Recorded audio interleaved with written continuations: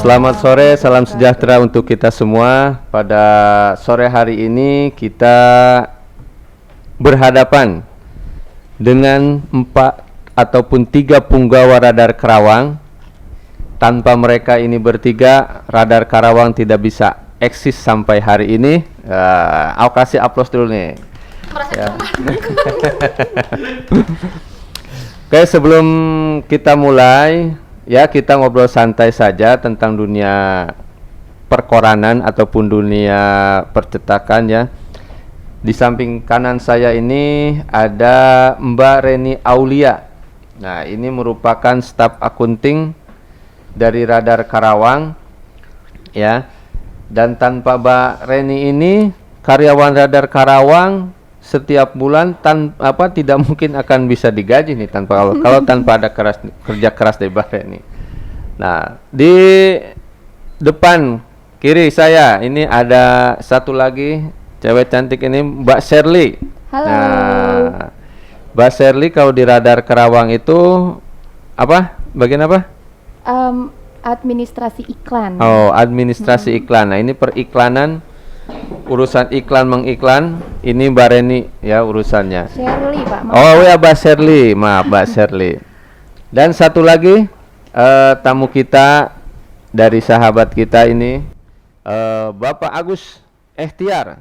Ini Bapak Agus merupakan koordinator layout Radar Karawang.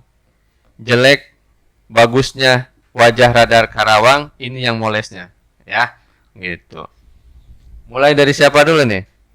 Kita ngobrol. Mungkin dari Mbak Reni dulu ya. Mbak Reni dulu. Mbak Reni udah berapa tahun sih kerja di Radar Karawang? 9. Waduh, udah lama juga ya. Kalau nggak salah dulu sempat resign dulu ya? Resign, masuk, resign lagi, masuk. Oh, jadi senengnya ini keluar masuk ini Mbak Reni ini ya. Pengantin baru maklum ini keluar masuk. Apa sih Mbak Reni yang kok bisa sampai keluar masuk gitu?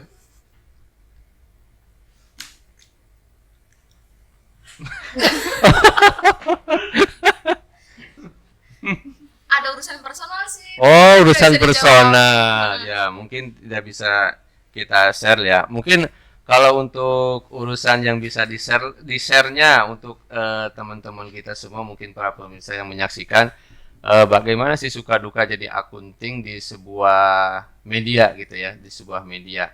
Apakah bekerja di media ini walaupun staf akunting ini melekat sebagai seorang wartawan atau gimana gitu? Enggak, sebenarnya akunnya juga sama seperti wartawan sih. Jadi cari-cari informasi berita terus updatean terbaru tentang akuntansi, perpajakan sama aja sebenarnya. Hanya bedanya kan lebih ke perpajakan ya. Yeah. Kalau misalkan wartawan kan lebih kayak berita, kejadian dan lain sebagainya, mencakup semuanya sih. Gitu aja. Kalau akunting yang di koran dengan perusahaan-perusahaan yang lain itu sama nggak sebetulnya?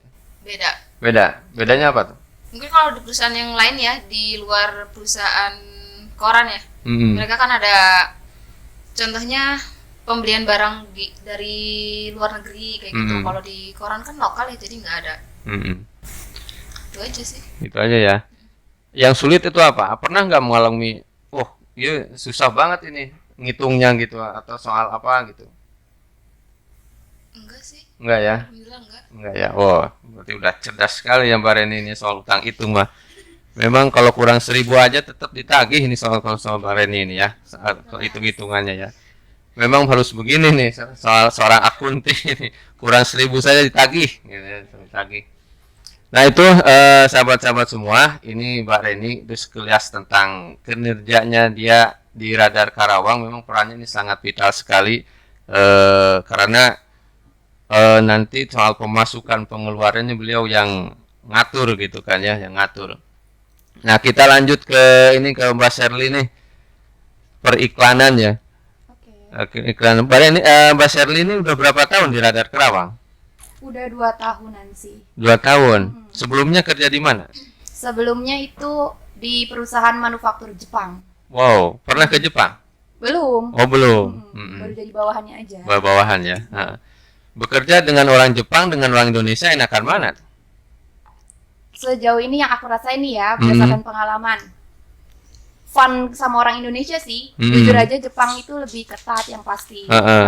Disiplin waktunya, tax time kerjanya, target yang harus dicapainya, gitu semua tuh serba ketat gitu. Serba ketat ya. Mungkin kan kalau di perusahaan Jepang itu kan salary-nya ataupun tunjangannya lebih besar gitu ya. Betul. Terus kenapa sekarang nggak lanjut di sana malah ke Radar Karawang? Ini jadi cerita pengalaman ya. Oh iya. Jadi dulu itu kerja di perusahaan Jepang yang terakhir. Kebetulan aku itu sambil ambil kuliah gitu. Nah, karena perusahaan Jepang itu atasannya kan beda-beda ya peraturannya, ada yang terima, ada yang enggak nih karyawannya. Sedang kuliah gitu. Nah, kebetulan belum rezeki kali ya gitu. Jadi putus kontrak lah gitu. Nah, sambil lanjut lagi cari kerjaan yang lebih fleksibel karena kelas karyawan itu malam. Kebetulan ada nih peluang di Radar Karawang buat kerja di sini. Kayaknya oke, fleksibel dan aku bisa tetap sambil ngejalanin kuliah. Wah, luar biasa sekali ya pengorbanan Mbak Sherly ini untuk mencari ilmu. Ternyata tidak nyangka, saya baru tahu nih ternyata mengorbankan pekerjaannya yang sudah nyaman, keluar dari zona nyaman untuk demi pendidikan gitu ya, demi pendidikan. Terus ke depan punya rencana apa? Udah menikah belum nih? Masih single. Oh, masih single ternyata ya. Ini Mbak Sherly ini masih single ya, sahabat-sahabat semua, perlu diketahui. Tapi sudah punya pacar. Oh, tapi sudah punya pacar ya. Kita doakan supaya ya. Kita doakan tetap sampai ke pelaminan ya, sampai ke pelaminan. Ke depan apa rencananya? Ke depan kalau dalam waktu dekat sih mungkin merit. Ya, adalah rencana itu. Terus tetap mencari ilmu yang pasti. Ya, fokus karir. Fokus karir ya. Udah lulus kuliahnya? Alhamdulillah 2 minggu yang lalu diwisuda. Alhamdulillah. Berarti gelarnya sekarang apa? Sherly Hasana AMD.com. AMD.com. Wah, mantap ini. Ya, kasih dulu ya. Ternyata tidak sia-sia mengorbankan keluar dari pekerjaannya sampai lulus ya. Kalau dunia periklanan sekarang lagi bagaimana tuh perkembangannya? Efek corona mungkin ada juga ya. Oh, ada ya? Iya, pasti sih. Mungkin yang tadinya sering beriklan mungkin mereka ada budgetnya mereka tahan dulu untuk ke iklan gitu. Jadi imbasnya ke iklan juga ya tetap ada. Tetap ada ya imbas. Tidak seperti tahun-tahun sebelumnya sebelum ada corona. Ya mungkin itu fluktuasi ya dialami oleh semua segmen mungkin ya. Jadi imbas daripada COVID ini ternyata ke pengiklan pun ada imbasnya gitu ya, ada imbasnya. Langkah-langkah yang dilakukan apa tuh supaya ya bisa tetap ada gitu kan ya, iklan apa promo atau apa gitu. Sejauh ini sih Radar Karawang tetap struggling banget ya buat dapetin iklan selama masa pandemi untuk tetap menghidupi karyawan-karyawannya. Alhamdulillah ya. Ya, itu tidak lepas dari marketing kita yang hebat, yang pastinya buat tetap mendapatkan iklan. Ya perlu diketahui juga memang di dunia pers seperti ini iklan itu ya sangat memang penting juga ya di samping dengan produksi beritanya karena ya sebagai penyuplai ataupun ya pemasukan income utama dari sebuah industri percetakan gitu ya, industri media gitu kan. Nah, selanjutnya satu lagi nih tamu kita Bapak Agus nih, Kang Agus Ehtiar. Panggilannya apa? Agus apa Ehtiar ini? Agus. Oh, Agus ya. Agus. Bang Agus ini udah berapa lama di Radar Karawang, Bang Agus? 7 tahun. Oh, 7 tahun ya. 2014. 2014 7 tahun ya, udah lama juga ya. 7 tahun. Ini senior semua ini. Ya senior semua, senior layout. Ya senior layout. Awalnya emang udah pengalaman di dunia apa cetak koran gitu sebelum ke Radar Karawang. Sebelumnya sih di ini ya masih di manufaktur, di pabrik dulu awal-awal lulus sekolah. Terus pas mungkin karena sistem kontraknya nggak lama dan nggak rezeki nggak diperpanjang dan ada info untuk lowongan di sini, ya udah kita coba. Awalnya emang sudah bisa lewat atau belajar awal emang di Radar Karawang? Justru awal belajar ya dari sini sambil belajar. Oh gitu ya. Kayak mengenal desain, terus desain grafis, layout ya belajar di sini. Belajar di sini ya. Ya, wah luar biasa sekali ya. Ternyata ya kita di sini di Radar itu memang senang rekrut orang-orang baru yang memang tidak tahu, dididik jadi tahu gitu. Entah itu di koran apa di wartawannya ataupun di layoutnya kan gitu. Dan salah satunya ini Bang Agus ini memang dari awal tidak paham tentang dunia layout. Nah sekarang ini jadi koordinator layoutnya sekarang yang di Radar Karawang ini. Ada kesulitan nggak waktu pertama kali belajar desain gitu?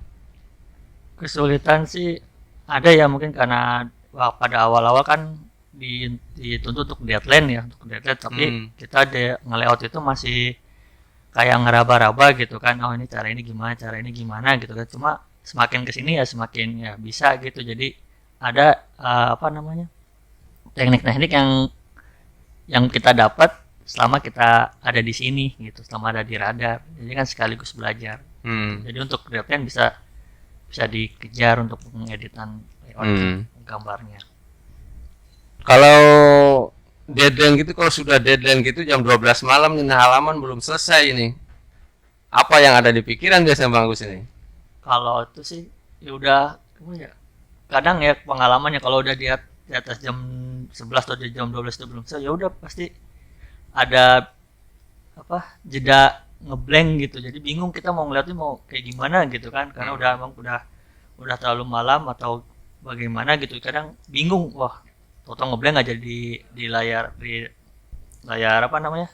screen komputer itu, ya udah bingung mau ngapain gitu. Kadang mau ngerjain yang ada datanya juga pelan-pelan gitu, takut ada yang salah atau gimana, diulang-ulang gitu. Kayaknya agak lama. Pernah ini nggak ngalamin salah tanggal tuh? Harusnya hari ini misalkan tanggal 13 tapi masih tanggal 12 misalkan. Kalau untuk salah tanggal mungkin pernah input juga salah tanggal. Cuma mungkin nggak di halaman depan, pasti di halaman di dalam, pasti kadang lupa. Lupa atau ngantuk biasanya. Kalau udah jam 11 sudah ngantuk. Ya memang resikonya ini untuk redaktur, untuk layout kerjanya malam gitu ya, kerjanya malam nih. Kalau untuk yang Bareni sama Mbak Shirley ini emang kerjanya kerja kantor dari pagi sampai sore.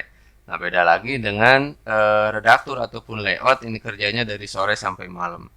Ya mungkin karena memang kalau layout itu naskah masuk di wartawan itu kan sore ya, lalu diedit dan dicetak ataupun di layout pada malam hari ataupun sore hari ya.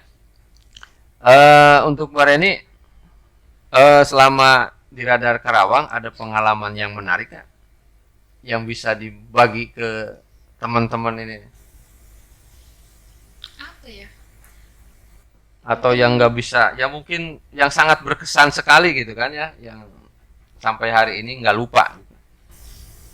Mungkin pelajaran yang biasanya tuh kayak contohnya aku tuh megang akuntansi atau akunting gitu ya, perpajakan. Tapi di sisi lain tuh ternyata megang seperti jadi HRD kayak gitu kan. Jadi harus bertemu dan bersosialisasi sama orang BPJS Ketenagakerjaan dan Kesehatan. Ilmunya di situ sih yang berkesannya. Jadi kayak dapat ilmu di luar yang aku pegang jobsnya. Ya memang salah satu keuntungannya mungkinnya di kerja di media ini nambah ilmu terus gitu ya. Nambah ilmu terus selain ya ilmu-ilmu yang sudah didapat ataupun yang sudah dimiliki gitu. Oke, mungkin sahabat-sahabat itu sekilas kita ya kenalan dengan teman-teman kita kru dari Radar Kerawang. Ya ini perlu diperkenalkan karena inilah tim di balik layar dari Radar Kerawang. Kalau biasanya mungkin ada yang sering bertemu itu hanya dengan wartawannya, maka inilah kru-kru dari Radar Kerawang yang ada di balik layar, yang tidak pernah muncul di koran ataupun tidak pernah muncul bertemu dengan narasumber ataupun yang lainnya. Tanpa mereka ya wartawan-wartawan yang dari pagi sampai sore meliput berita itu ya beritanya tidak bisa terpublikasi, tersajikan dengan menarik. Mungkin untuk pembuka dari podcast ini kita sampai di sini dulu, cukup sampai di sini. Untuk selanjutnya nanti kita akan membuat tema-tema yang menarik dan berkenalan lagi dengan kru-kru Radar Kerawang yang lainnya. Ada mungkin dari wartawan, layout sampai direkturnya, nanti bisa muncul di episode berikutnya. Terima kasih atas perhatiannya. Wassalamualaikum warahmatullahi wabarakatuh. Waalaikumsalam.